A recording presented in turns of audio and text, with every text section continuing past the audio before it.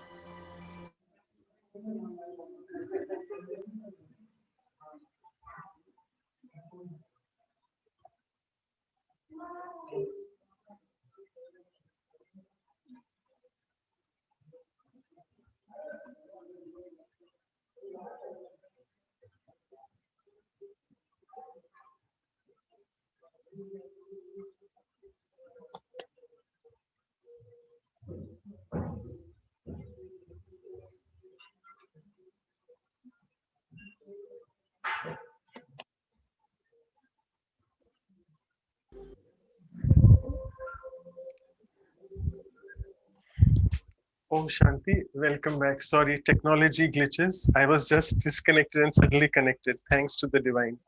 So, welcome to the Values for Life series, all of you all. Today we are on the episode number 6, and the value is concentration. Before I move ahead, suddenly it struck me the word concentration. It's a beautiful value, actually. And the word itself has the meaning concentration. Con stands for the consciousness, and centration is to be focused, to be centered on something. So, the concentration itself, the value means that I try to focus or center my consciousness onto something which I can achieve so that I can be successful in life.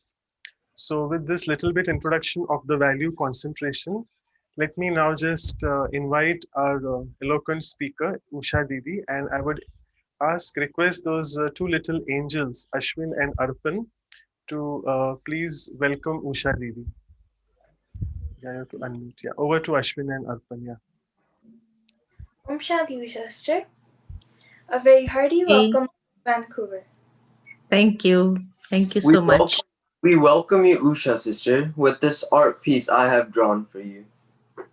Thank you. Thank you so much. So lovely. We are very honored to be able to welcome you today to this Values for Life program. You are someone whose presence can make anyone delighted. And I'm saying this from my own personal experience. From the first time I met you, when I was 8 years old, till today, the way you speak fills me up with power and happiness. You have always spoken to me as my best friend. I just love your smile. Thank you. You inspire me by the way you were always so calm and peaceful. Now, I am sure that just as I am extremely excited to learn from you today, so is everyone else. Welcome, Usha sister. Thank you so much. And that's a beautiful picture, Thank you. Ashwin. Yeah, thank you. Thank you for such sweet words. And definitely, today, the value that you all have chosen for this meeting concentration. And I think this is the need of the hour. When in the world we see there is a lot of fluctuations going on, whether it is the political side or whether it is the economical side or whether it is uh, upheavals that are coming here and there in nature. So during such times, definitely it becomes very hard for people to concentrate. And very rightly, Manoj said that concentration, this word, is signifying that how we need to focus our consciousness.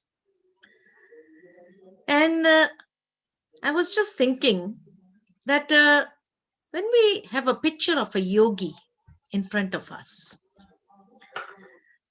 how many types of concentration do you see in that picture of yogi?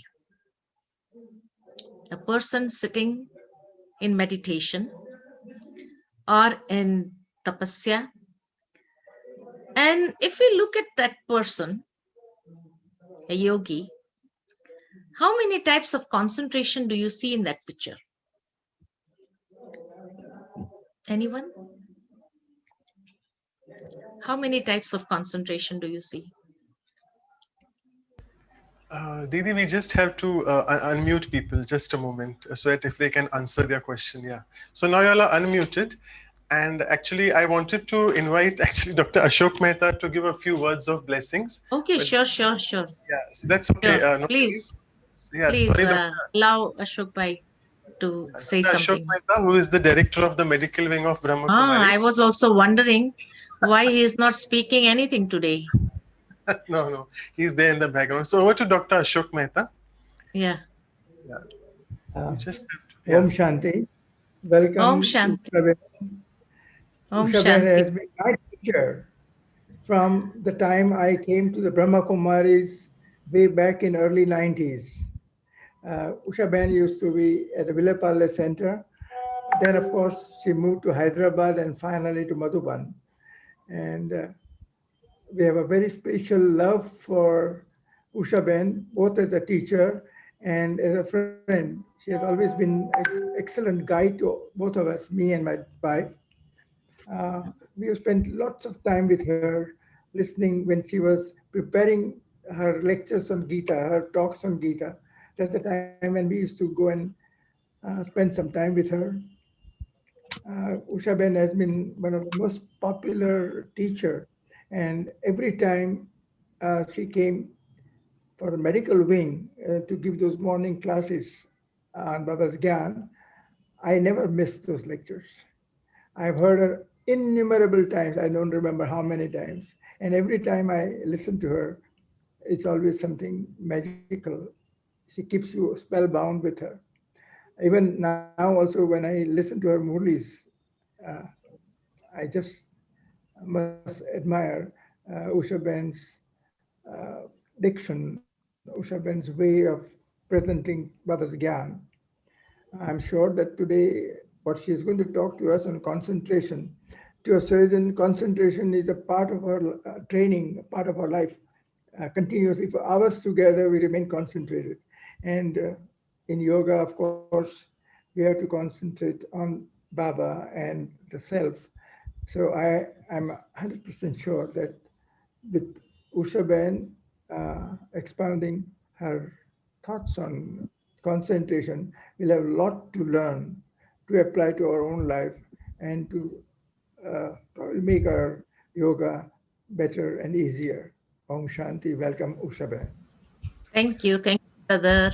Thank you for such nice words that you spoke. And really, it took me back to those olden days when we used to sit near Baba's hut and chat for hours together. It was such a nice time that we had together. And those old days, we hope that we'll see them again. If not in this kalpa, next kalpa, definitely. It was such a nice company that you always gave us. So today is a wonderful topic that we have on concentration. And as I mentioned, that when you see a picture of a yogi who's sitting in deep meditation. So people have started answering. Sorry, Didi. They have mentioned a few answers. You had asked them questions about the yogi features. I'm sorry to interrupt you. So I'll just read out. They have mentioned, a brother has mentioned enlightened, cheerful face, graceful, blissful eyes. Good. Okay, thank you. What about the concentration? How many types of concentration do you see in that picture? Anyone There are can 5. Yeah, okay. there are 5 types of concentration that we see from a yogi's picture. And these 5 types of concentration are, the first is the mental state, which is focused, concentrated. The second is the intellectual concentration, or we can say that the intellect is concentrated. The third is emotional stability. The fourth is the concentration of the consciousness, as you mentioned. And the fifth is physical concentration of the body. The body is so stable, so focused. So these are the 5 types of concentration we see from a yogi's picture. Now, first of all, when we come to the mental stability or the focus of the mind, in today's age, we find that everybody has this complaint that the mind is wandering a lot. It is very hard to focus the mind. It is very hard to still the mind. It is very difficult to silence the mind. And if we go into the root of it, where does the mind wander? Where does the mind wander? Have you ever tracked the mind? Where does it go? We're sitting, maybe in deep silence, in solitude, and the mind just wanders away. Where does the mind go? Have you ever wondered? Where does it go? It is seen that the mind wanders behind 3 things. The first is it wanders into waste thoughts, negative thoughts. Secondly, it wanders behind desires. I want this, I want that. I should have this. I should achieve this. So it wanders behind desires. And the third, behind some or the other human being. So either it is waste thoughts, negative thoughts, either it is some desires, wanting to have something, or either it is behind any human being. And when it wanders behind any human being, that is also out of 2 reasons. Either there is love for that person, so it wanders behind that person whom we love, or either when there is hate in the self, we hate the person, so that person also will again and again strike our mind.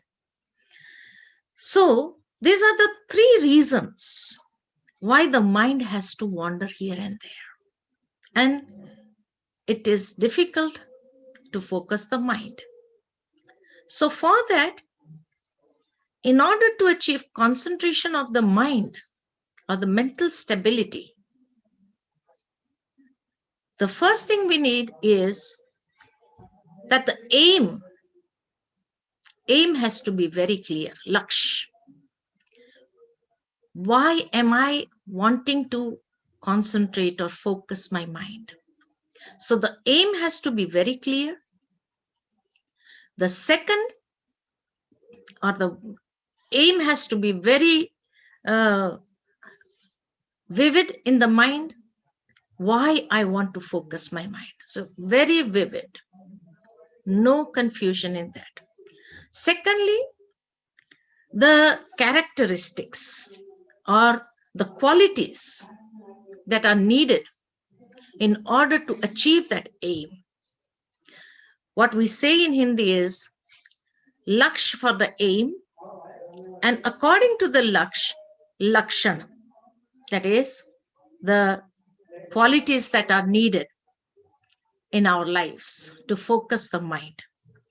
And the third thing is Lakshman Rekha, means we need to observe some code and conducts or some disciplines. We have to tie ourselves in some disciplines in order to discipline the mind. So these are the three things that has to be very clear. The laksh, the aim, the lakshana means the qualities that are needed to focus the mind. And the third is the disciplines, or where I need to control myself, where I need to control the mind. So having that spiritual discipline for the self.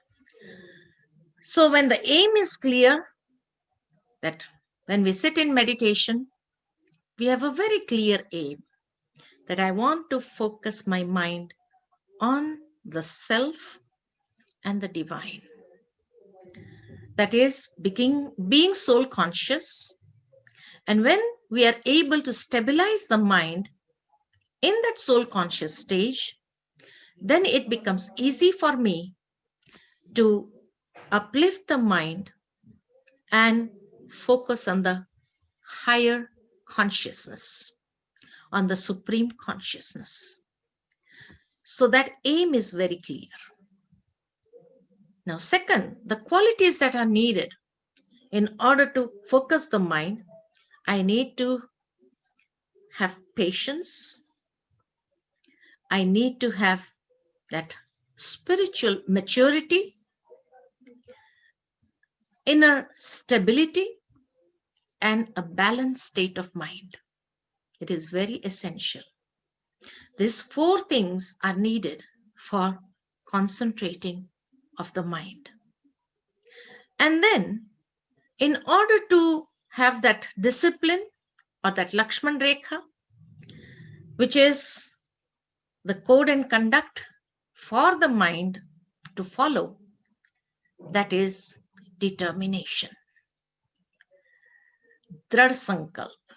I need to have very powerful, determined thought that yes, now I make sure I have that full control on my mind and it should not wander without my permission. So these three things, 3 steps for mental stability. The second is the stability of the intellect. And beautifully in Bhagavad Gita, it is mentioned in the 2nd chapter that God advised Arjuna to become one with a stable intellect. Sthit pragya is the word that is used in Bhagavad Gita. Sthit pragya means intellect, and sthit means stable intellect. In order to achieve anything in life, I need to have a very stable intellect. And in order to develop that stability in the intellect has to be clean and clear.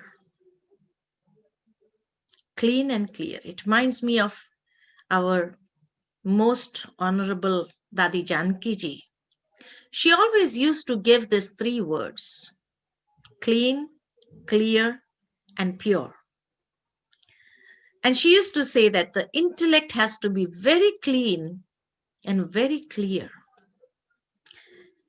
And the heart has to be very pure.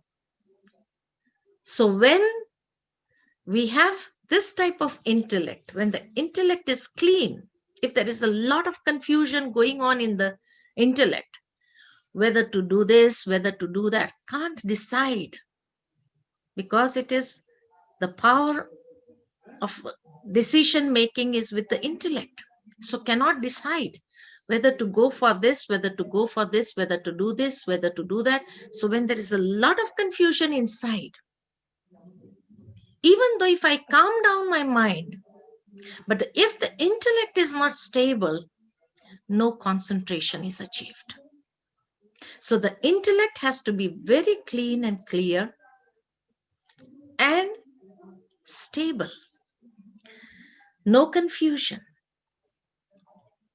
Therefore, it is said, if the third eye, which is with the intellect, if the third eye is having a clear focus, we are able to see, we are able to perceive.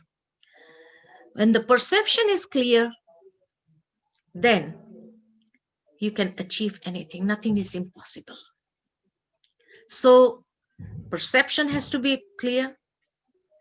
And this perception can be only be very clear when the intellect is constructive.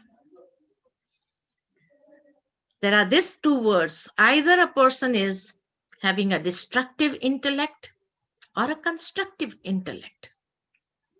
So I have to see myself whether my intellect is constructive or destructive. And it reminds me of this beautiful example that when out of jealousy or out of hatred or out of any negative qualities, when we talk ill about others, when we are trying to defame someone, this is destructive intellect. But constructive intellect becomes like a needle and a thread. It even sews those broken hearts, brings them together. This is constructive intellect. Destructive intellect is when I start working like a scissor, cutting the relationship, not valuing those relationships. And when my intellect is destructive, how can I focus my mind? How can I bring that intellectual stability also? How can I make my intellect stable? So in order to develop stability in the intellect, I need to have this practice of applying a full stop. Things may come up, problems may come up, situations may come up. Instead of getting entangled in them, we get beautiful spiritual advice at the Brahma Kumaris. We need to apply a full stop. Instead of applying a question mark, why, what, where, when, all these questions are going to lead me into the jungle only, confusion. But if I apply a full stop here, if I apply a point, whatever has happened is best. And it's going to bring out the best. Anything that has come up, any problem, any challenges that have come up, they have come up to give me some valuable experience. So when I make the mind and intellect into a positive frame, when I put them into a positive frame, I learn valuable lessons. I get valuable experiences from whatever the challenges have come. So this is what we need to put a full stop, a point. And when I'm able to apply this point, the intellect calms down. When we apply a question mark, why should this happen? Why should it happen with me only?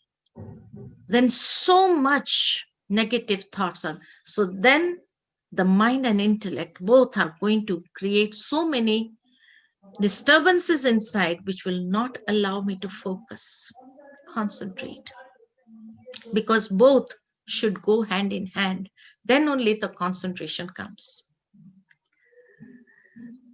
The mind is generating some thoughts, maybe positive thoughts. If I get some good thoughts, so maybe the mind is trying to think positive. But if the intellect is perceiving something else through the third eye, immediately this positive thoughts also immediately go together with what the intellect is visualizing. So then the concentration is broken. You might have this experience many a times. You sit in meditation, you give some pure positive thoughts also to yourself to focus, of soul consciousness maybe. You generate those beautiful thoughts.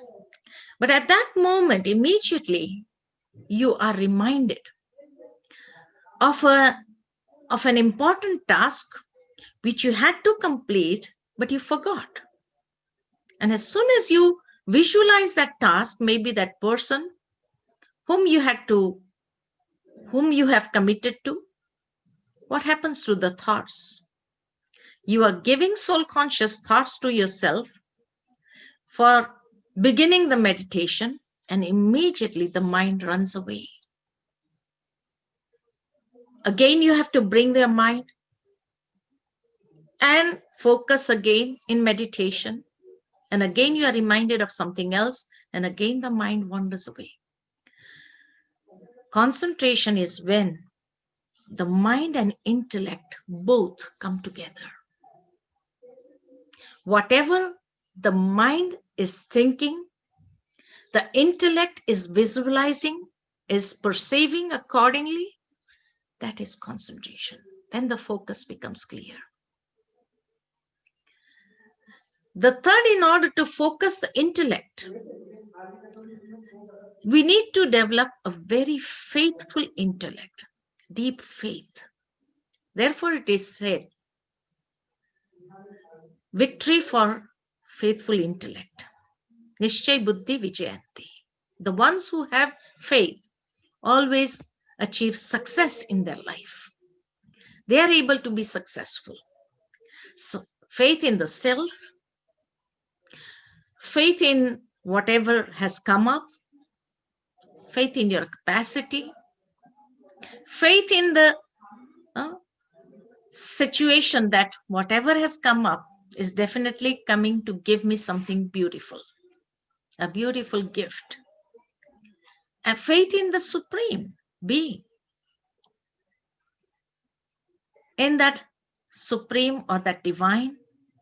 And definitely that Divine will not let anything bad happen to you. So having the faith in the intellect. For concentration, faith is a must. And then we need, whenever we want to sit for meditation and with a focused mind and intellect, I need to detach myself from the external situations for some moments also. So first is the mental stability. Second is the stability of the intellect. The third concentration is emotional stability. Because in meditation, or whenever there is concentration, whenever you want to concentrate, all the three have to get hand in hand. It is not just the mind and intellect, but your emotions. That's why Dadi Janki used to say, pure heart, clean mind, clear intellect, and a pure heart. So when all the three get together, when the emotions are also so beautiful, when there is a lot of feeling of happiness merged in it, when there is like super sensuous joy, and then you sit in meditation. So when there is a happy state of mind, when the heart is full of those happy emotions, super sensuous joy emotions, then you see as if you are in that process with your heart also. Your heart is together with it. Secondly, whenever I sit down in meditation and I want to really experience that focused mind, intellect, and emotional stability, I need to develop love. Love for whatever we are doing, even in our work. Beautifully, Dr. Ashok Mehta said that all their life, the surgeons, they had to be so focused, so concentrated in whatever work they were doing, but they were able to do that only when they had love for that work. If there was no love for the work, it is difficult to concentrate. Wherever the love is, the mind and intellect will be pulled away and it will go behind that. So, emotional stability, the heart should be filled with love, emotions of happiness, emotions of supersensuous joy. Then you can enjoy that meditation also, any work also, you can remain focused there. The fourth type of concentration is consciousness, concentration of the consciousness, isn't it? And for that, first of all, I need to stabilize myself in soul consciousness. Then I need to create that awareness about the Supreme as well, about that Supreme divinity.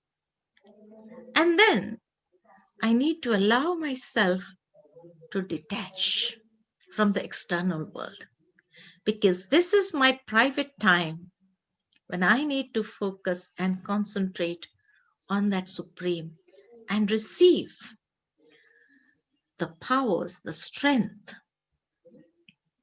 So consciousness has to be concentrated. And for that, soul consciousness and Supreme, creating that awareness of the Supreme, the Divine, with whom I need to connect myself. And if I need to connect myself with that Supreme, the Divine, I need to detach myself from the external surroundings. If I'm not able to detach myself from the external surroundings, how can I attach my mind, intellect, my feelings, my emotions, and my consciousness with the Supreme? And then you find that the fifth type of concentration is of the physical body. If you're sitting in meditation and again you are like moving here and there, how can you focus? So when all the four are focused, then you find that the body is also focused. When you sit in that meditation, you can easily detach yourself from this physical body, enter into that divine realm. And when you enter in that divine realm, there is like that feelings of those supersensuous joy, that ecstasy of bliss, and you are not aware of time. Just as when a lover is remembering the beloved, sitting in one place and the mind just flows, emotionally, mentally connected with that beloved, and you find they are not even aware of the time. They may be sitting there for hours, lost in those thoughts, deeply focused. Someone else comes, tries to distract them. Where are you? And what will they say? Oh, no. But internally, they'll think, I was enjoying so much in that remembrance also. Why did this person come and disturb me? So the awareness of time is gone. You can sit in meditation for hours without even realizing where we are lost, where we are focused, and as if we are attaining so much, gaining so much in that deep concentrated stage. So these are the 5 types of concentration that a person needs to develop. that stability will make the mind, intellect, the person so much focused that he is not aware of whatever is happening around, whatever is going on. No awareness of time. Whether we are sitting in that position and you develop numbness. Once you come back to your awareness, you'll realize there's so much of numbness that I've got now. But when we were lost in that stage, when we were deeply absorbed in that stage, you did not even feel that numbness. We are beyond. That is concentration. Now, in order to achieve that type of concentration, we need to practice some things. What is the practice that is needed? The practice that is needed is to go into a deep introverted stage. When I practice being introvert, as it is said, in today's world, people are so extrovert, and that is the main cause of all the sufferings. That hardly people get time to go within, to be introvert, so that we are able to experience that solitude. We are able to experience the power of silence. So introvertness. What is introvertness? In Hindi, the word is antarmukta. And this word itself defines what has to be practiced. Antarmukh. Antar means go within, and mukh means the face. Because the main senses are on the face. Eyes, to speak, what we hear, to think, all are here. And when they are extrovert, outside in the world, picking up so much of information through the eyes, through the ears, through the mouth, through the mind, it's difficult to concentrate. So I need to take them inside.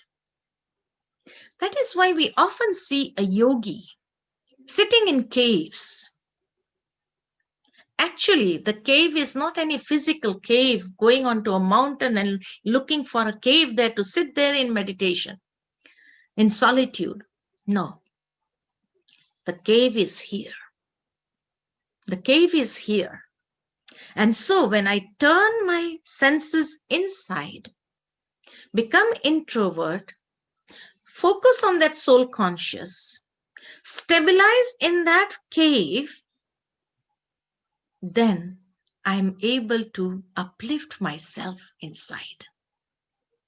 It is easy for me to uplift myself and enjoy that inner beauty of the soul qualities or the values which we are talking about in different series. Secondly, to be introvert means to go underground. Just as a researcher or a scientist, when he wants to do a research, and if he is meeting people here and there, he can't focus on what he is going to do a research on.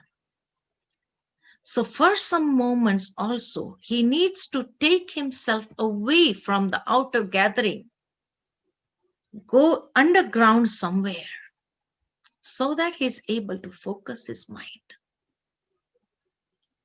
So to be introvert means to go underground for some moments. Then you are able to enjoy that solitude, and you are able, your mind becomes creative, and it starts focusing, goes deeper and deeper into those aspects which you want to experience. That is concentration.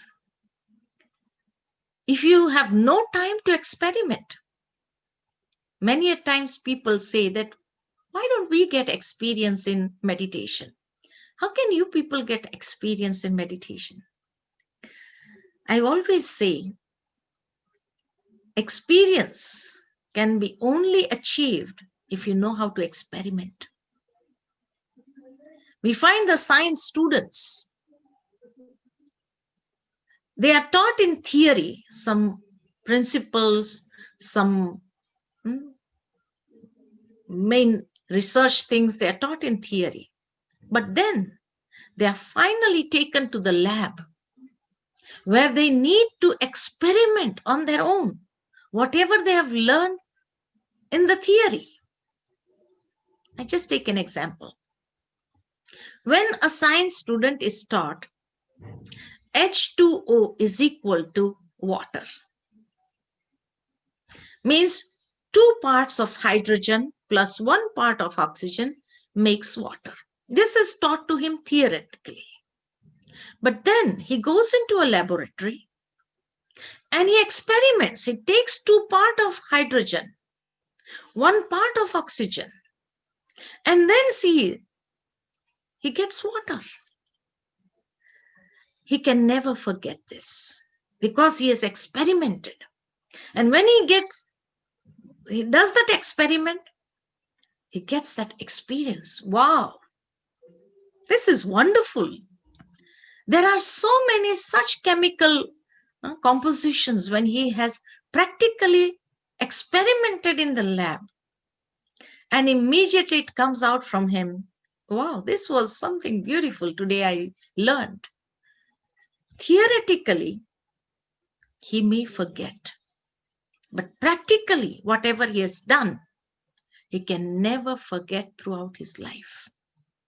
Similarly, spirituality, one is theory, which we listen, beautiful things on values, on so many different aspects.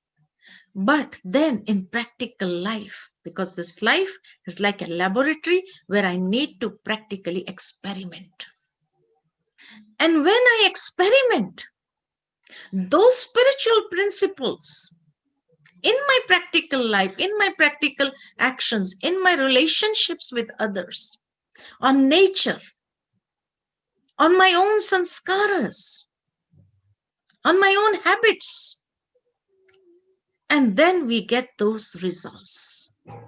And when I get that result, it again is, oh, wow, never thought about this, that this can enable me to give this happiness, to get this happiness. And we feel so much full of enthusiasm, as if we would like to share with others also that they can also achieve something in their life. They can also do this. They can also practice this. This is something wonderful. So introvertness means going underground so that you get space and time for your own self to experiment on your own habits, on your nature, on your actions, on your relationships, on external nature. We need to experiment, and then we get that experience. Without experimenting, no experience. And for that experimenting, we need to have solitude. Then we can focus our mind. That is concentration, and you get the results. The third thing, introvertness means, so introvertness means going to that cave. Introvertness means going underground to do a research. And the third thing is, introvertness means diving deep into the ocean. You might have seen surfers. They enjoy surfing on the ocean waters. They play with the waves, like playing with the upheavals of life, because life is like an ocean, vast as an ocean. many upheavals. Some people like playing with those upheavals. But there are some people who don't like surfing, don't like swimming in shallow waters, but they take a boat, go far into the ocean, and then they dive deep. The moment they dive deep, they enter another world. And they are so excited to explore that world. They start exploring that world, and they are like every beautiful things they see in that world.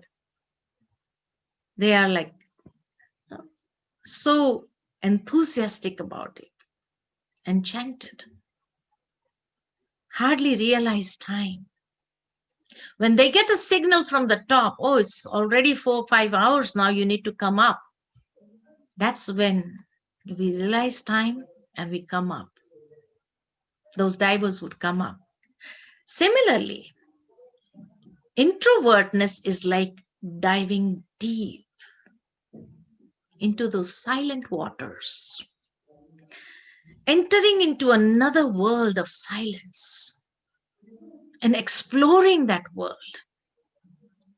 That is concentration. When we start exploring that world of silence, you get so beautiful thoughts, beautiful feelings. You are as if in another world. And that is deep, concentrated stage. Those people who have dived deep into the ocean, not aware of whatever is going on up there, least connected with that external world because they are in another world. Similarly, when we also, through meditation, go into another world, dive deep into that other world, we are least connected with this world. And hardly we are aware of whatever is happening around us, but we are enjoying that bliss, that enthusiasm, that divinity, all those good things, all those divine things. And that is when we feel as if this is something really wonderful. So, in order to experience concentration, that concentrated, focused stage, practice of introvertness again and again is essential. Is essential. And then, what are the achievements? We feel as if this state of concentration becomes like a blessing for me. Because in that focus stage, your thoughts move at a very, very powerful pace. Slow, patience, but powerful. You generate powerful thoughts. And this becomes blessings for the self and blessings for others also. Just as when that yogi, when he comes out of that state of meditation, he's so powerful inside. And if some people just go up to him and he's opened his eyes and they just bow down in front of that tapasya that he was doing, and this yogi raises his hand of blessings, he's able to bless those souls with those powerful vibrations that he has accumulated within. Because concentration, this stage is so powerful. We normally give example that when the sun rays are focused through a convex lens onto a piece of paper, it starts burning. The paper starts burning. So similarly, a person who has practiced the deep concentrated stage, and during that time, if you go to that person, in front of that person, and the person just raises his hand of blessing, his vibrations makes impossible possible. Supposing there is some upheavals in your life going on, some obstacles have come up, and in that deep focus stage, you just visualize that problem. The obstacle starts vanishing away. Because the aroma or the aura of that person is so powerful at that time. In that deep concentrated stage, we charge our batteries so powerfully that we are able to create positive energy field around us.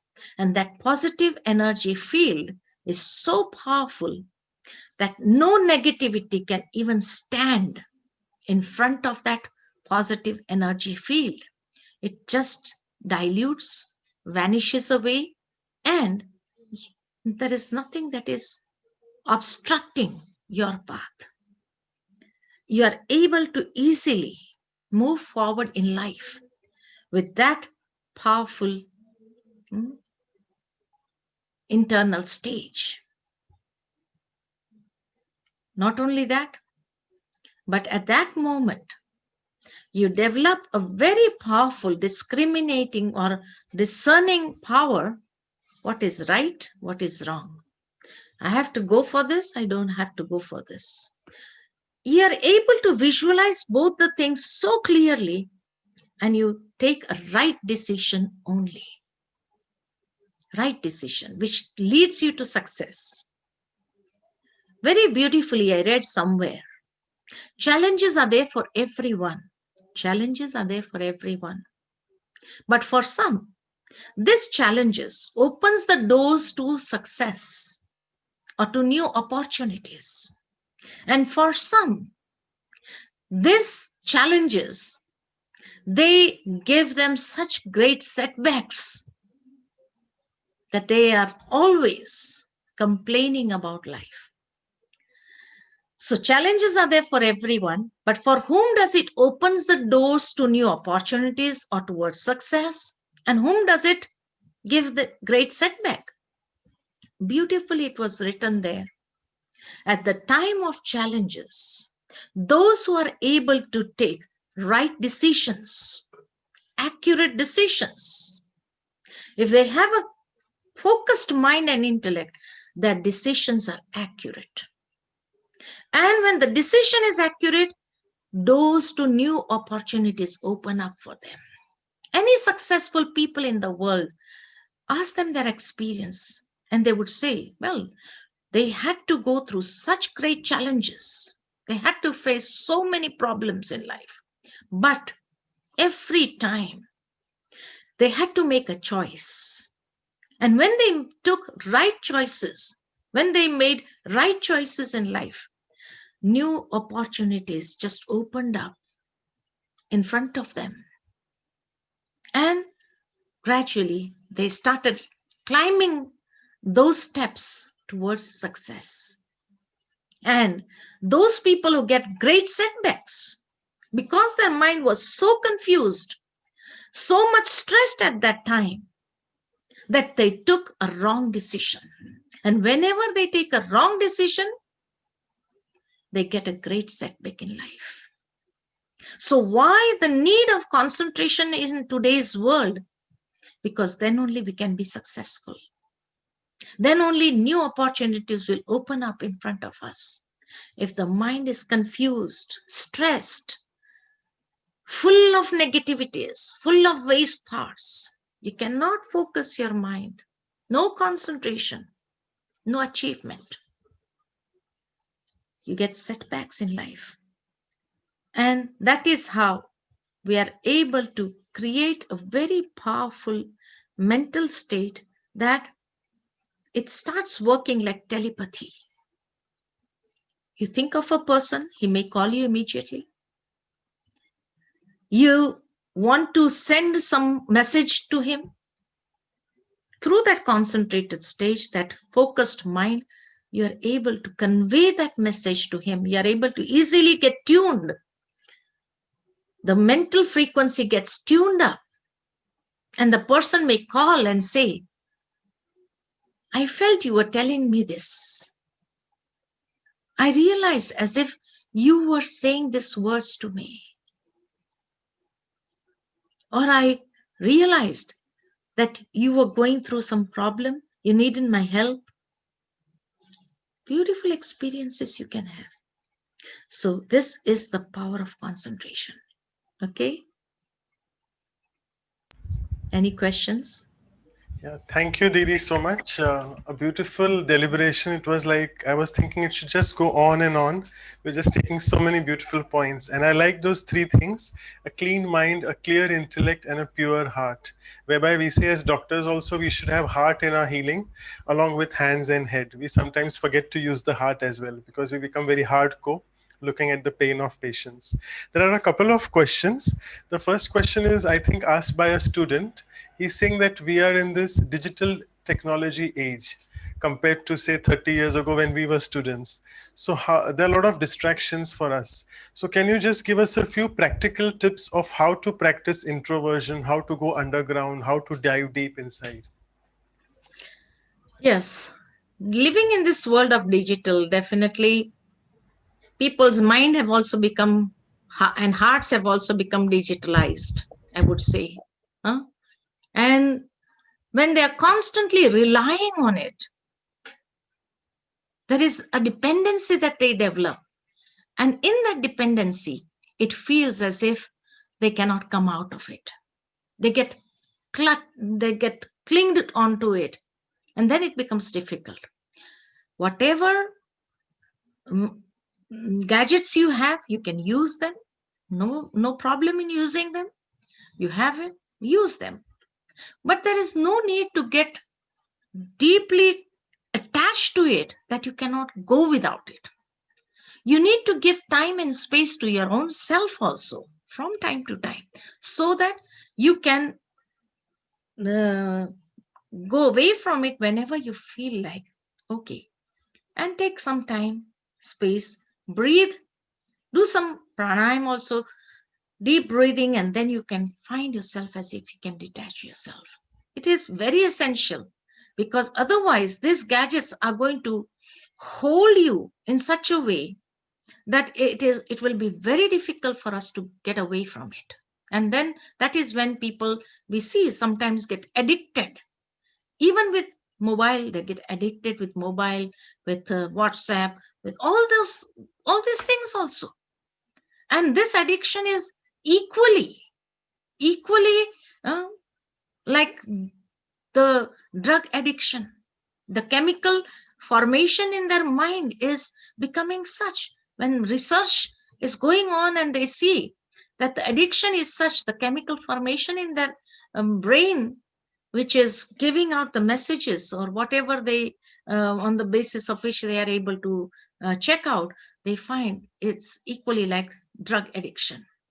So it is essential that we use them as master. They are very good servers. So be a master and use them, but don't be subservient to it. Don't get addicted to it, that then I find it difficult for me to detach from that thing. Isn't it? So initially, the moment you realize as if you are getting clinged onto it, it is essential that you take out some time, space for yourself and practice meditation. That is going to help you a lot in the coming years. Right. So in the interest of time, we'll take another question. I think we'll take that as the last one. So a brother is asking that particularly for professionals like doctors and engineers, sometimes situation demands us to focus on multiple things at the same time, multitasking, and also to be introverted at the same time. So how to experiment and achieve being underground, but yet connected outside to the situation as well naturally. So can we strike a balance? That's what he's asking. Yes. Actually, what happens is, at that moment, if you have never practiced introvertness before, then at that moment you won't be able to strike that balance. But whenever you are alone, try to practice introvertness within, go within, so that when you have this practice, that practice will enable you to, when you're doing multitasking also, you'll be able to observe that solitude, you'll be able to observe that silence within, and you'll be able to focus also. But that practice has to be done whenever you are alone, whenever you are free. You need to develop that practice, then only you can use it when you are multitasking also. Right. And since you're taking us in the meditation, this question is very related to that. So I'll just take it that the brother is asking that we liked your lecture a lot, but would you like to share one of your personal experience where you went deep inside and have a beautiful surprise for yourself from your experimentation? If I can ask this question, she's saying, yeah. Yes, I have many such experiences, because as I mentioned that with this power, when you go within and you practice this and you develop that deeply concentrated state, then you develop that power that nothing is impossible for you. Any impossible also becomes possible. And the recent one that I would like to share is with the Gita. Definitely, Gita, to understand Bhagavad Gita is really very hard. And it took me a long time to really go through each and every verse of Gita, understanding Gita. There were at times when I was not able to clearly understand. But whenever I was doing this research on Gita, I would definitely go underground. I used to cut myself from the external world when I found my time, mainly early mornings after Amrit Vela or late night time. I used to just take myself away. I just used to lock myself inside in a room and uh, tell someone to click lock outside so that people may come and say, oh, it's locked. They go away instead of knocking the door again and again and peeping inside. So I used to lock myself for hours together. And this is how I've done this research. I've understood Gita very well. It was like something which was beyond my capacity, but it was only possible with this practice of introvertness that I was able to understand Bhagavad Gita as it is. I've done many such experiments on myself, on spirituality and many other subjects also, and I've realized I have got success in it. The impossible coming true, coming practical, and it has been like, wow, this is wonderful. And my sleep, I couldn't sleep 2 3 days together with it. That was the happiness, that was the charged feeling that I developed within. Right. Thank you so much, Didi, for your answers and for the beautiful session. So all of us are eagerly awaiting now for the meditation. So over to you for the meditation. I'll just play the music in the background. So when we sit for meditation, as I've mentioned, all the 5 types of concentration: the mind, the intellect, the emotional stability, the consciousness, and the physical.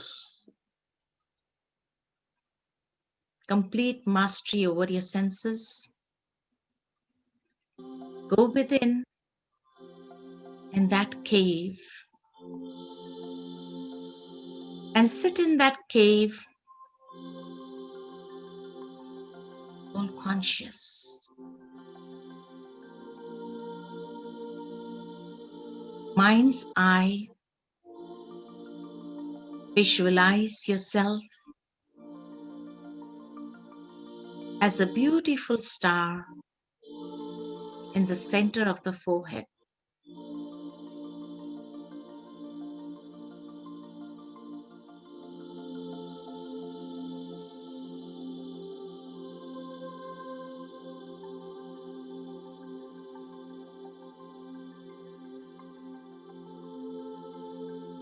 Taking the mind into deep silence, a stage of realization.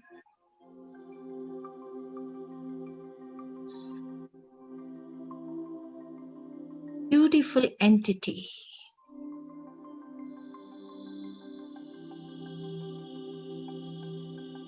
The beauty of the soul.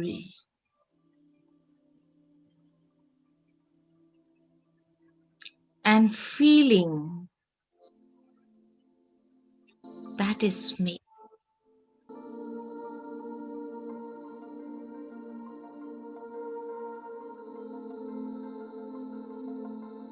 My emotions are filled with love for the self,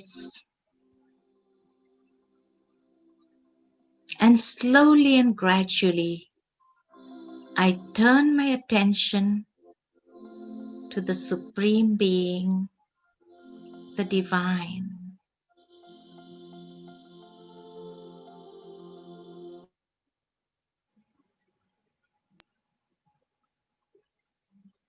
And just like a sun constantly radiating, the Supreme Being is constantly radiating the divine light and might upon me.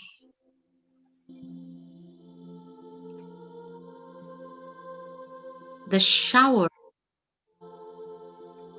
of His blessings, I can feel the shower of the positive energy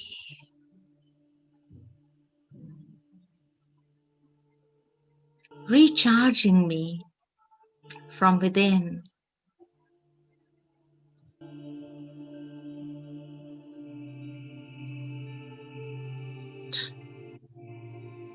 From within,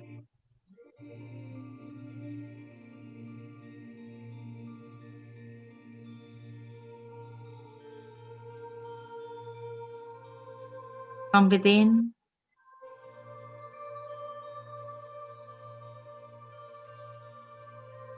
regenerating my complete inner self.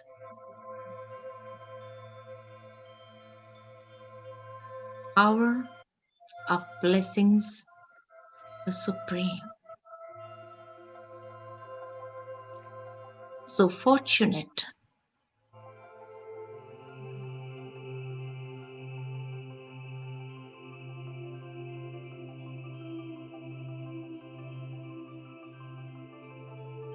few moments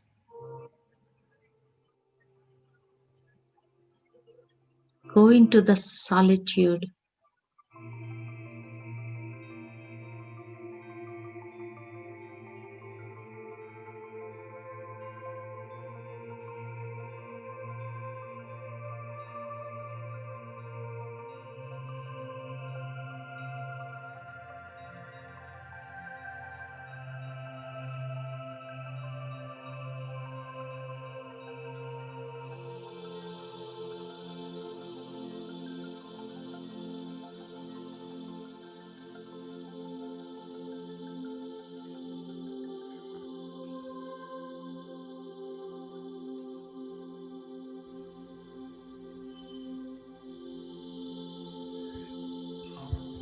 Thank you so much, Didi. We would just like to invite Dr. Claudia, sister from Vancouver, to propose a vote of thanks. Over to Sister Claudia.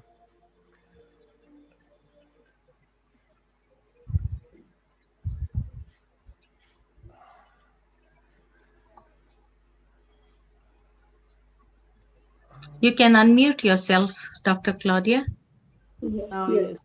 Yes. No. Thank you. So, Usha Didi, it was so wonderful to have you explain about concentration. I always talk about concentration, but I could not explain the way how you explain. So Thank you. nice in details, because concentration is important in every aspect of our life, professional life, social, like you explained, everything is so important.